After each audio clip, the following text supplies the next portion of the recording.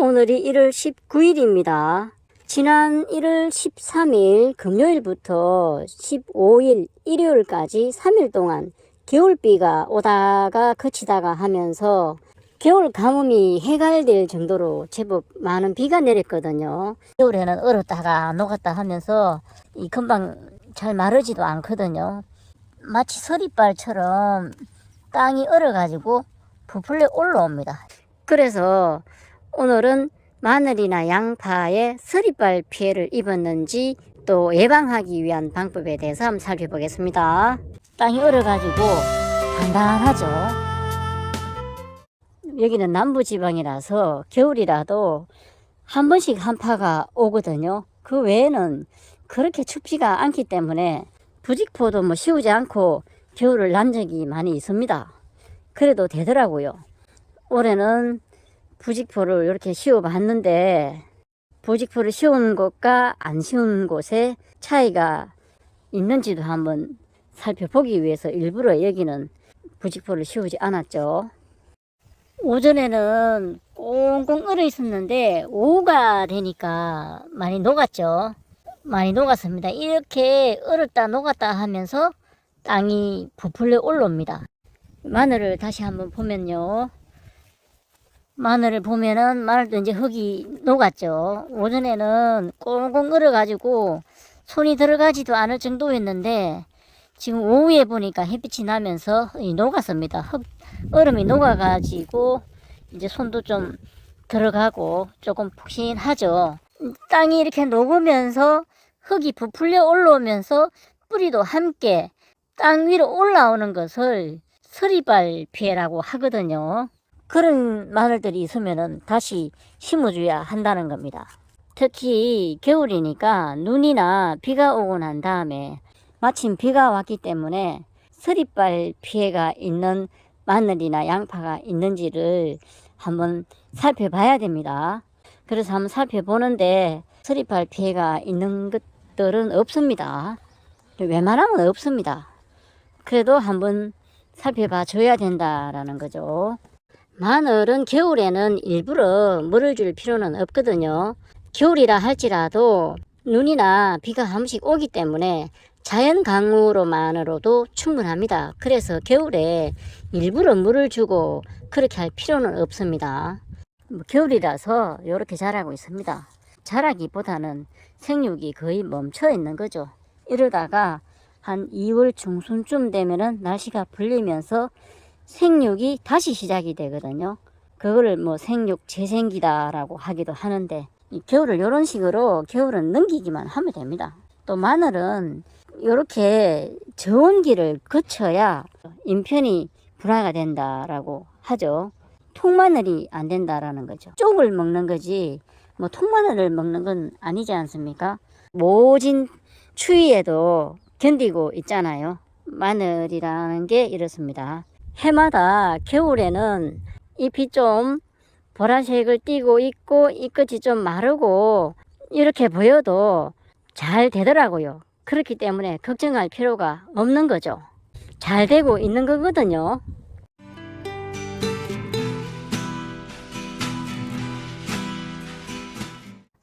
부직포를 제가 했던 것과 하지 않은 것을 비교를 한번 해보기 위해서 일부러 부직포도 하지 않고 보온 조치를 안 해줬죠.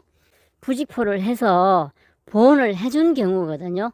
그 해준 경우와 해주지 않은 경우 어떤 차이가 있는지 이 부직포를 한번 걷어 보겠습니다. 부직포를 좀 걷어 보니까 부직포를 했다고 해도 잎끝이 보라색인 것들이 있긴 있지만 그래도 안 한 것보다는 조금 덜 한 듯하고 확실히 좀 잘 자라 있다라는 느낌은 드네요. 이게 보온을 해주다 보니까 자라나 봅니다.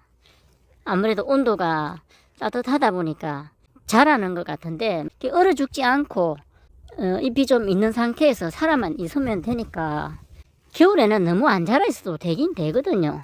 봄 되면 어차피 잘 자라니까 지금 부직포 안쪽을 보면은 부직포를 해놓은 곳이 좀 더 잘 자라 있다라는 느낌은 듭니다.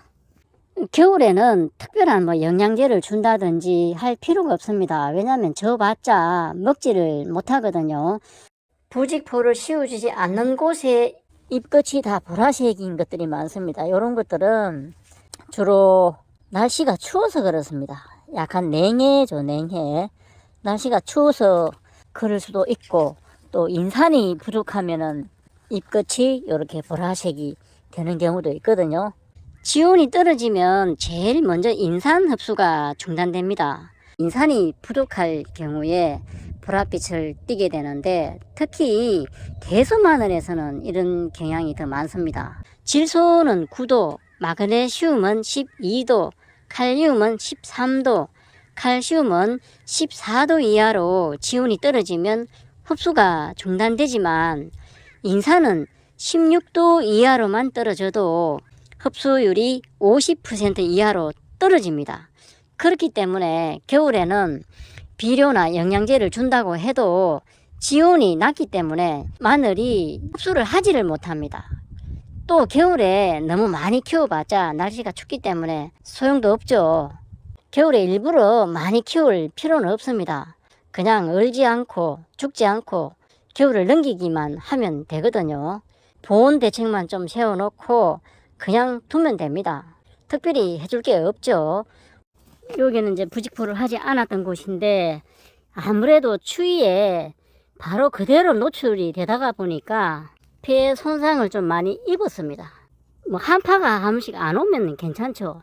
한파가 한 번씩 오기 때문에 보온이 약간 필요는 하네요. 이 부직포의 효과는 있는 듯 합니다.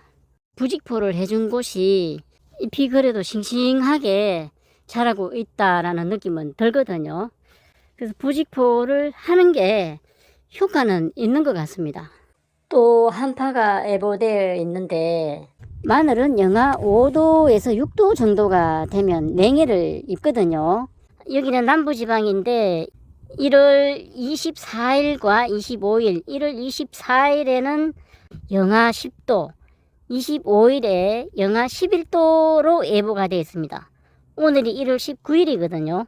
또 한파가 한번 예고되어 있으니까 이런 부직포를 씌워 놓든지 아니면은 임시적으로 비닐을 씌워 놓든지 해서 한파 대책을 미리 해두는 것도 좋을 듯 합니다. 또 한파가 올지도 모르겠지만 마지막 고비인 듯 한데, 이 지방에서 영하 10도와 영하 11도는 굉장히 추운 날씨거든요. 양파 역시도 부직포를 해줬더니 잘 자라고 있습니다. 이 시기에 비교해 보면은 너무 우짜라지 않을까라는 생각이 들 정도로 좀 잘 자라고 있는 것 같습니다. 아무래도 보온의 효과가 있는 것 같네요. 추위를 좀 덜 타고 잘 자라고 있는 것 같습니다.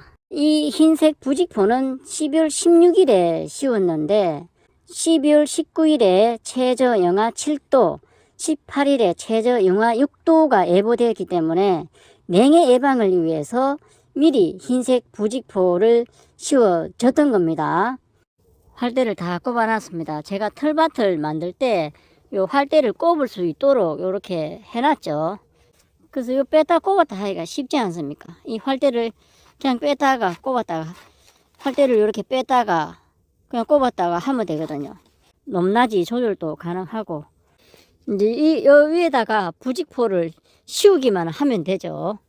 높낮이는 조절하면 되니까. 물론 이런 활대 없이 그냥 씌워도 됩니다. 그냥 씌워도 되는데 저는 요런 이렇게 활대를 꼽을 수 있도록 만들어 놨기 때문에 활대를 사용해서 하는 거고, 활대 없이 해도 되거든요. 부직포는 이런 흰색 부직포인데 그냥 덮기만 하면 되거든요. 이제 부직포를 덮어 씌울 겁니다. 이렇게 씌우고 난 다음에 이렇게 씌웠죠. 씌우고 핀을 꼽아서 고정을 했습니다. 핀을 꼽았고, 여기도 보면은 핀을 꼽았죠. 이렇게 핀을 꼽아 가지고 고정을 했습니다. 핀을 꼽고 또 돌도 하나 이렇게 눌러 놓고, 군데군데 돌도 눌러 놓고, 뭐 돌은 굳이 안 눌러도 되긴 되겠죠. 부직포가 씌워졌거든요.